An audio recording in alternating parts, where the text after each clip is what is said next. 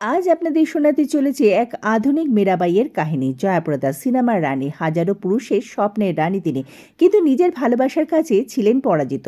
1980 দশকে বলিউডে রাজেশ খান্না ও জয়াপ্রদা একাধিক সিনেমা করেন এবং হিট হয়। তাদের কেমিস্ট্রি অত্যন্ত সুন্দর ছিল। রাজেশ খান্না একবার বলেছিলেন, she is not only beautiful, she is very pure and graceful. আমার তার সঙ্গে কাজ করতে ভীষণই ভালো লাগে। জিতেন্দ্র ও জয়াপ্রদাকে খুব পছন্দ করত, কিন্তু সেই পছন্দ কখনো প্রেম পর্যন্ত গড়ায়নি, কারণ জয়াপ্রদা এদের কাউকেই ভালোবাসেননি।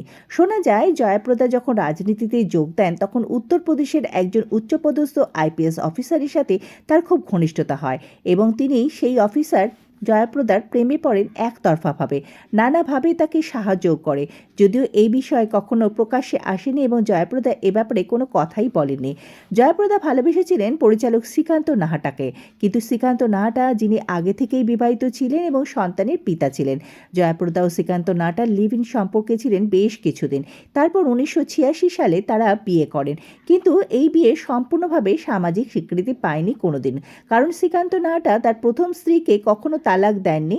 জয়াপ্রদা একটি সাক্ষাৎকারে বলেছিলেন, আমি সংসার পেতে চেয়েছিলাম এবং মা হতেও চেয়েছিলাম, কিন্তু সংসার পাওয়া হলো না।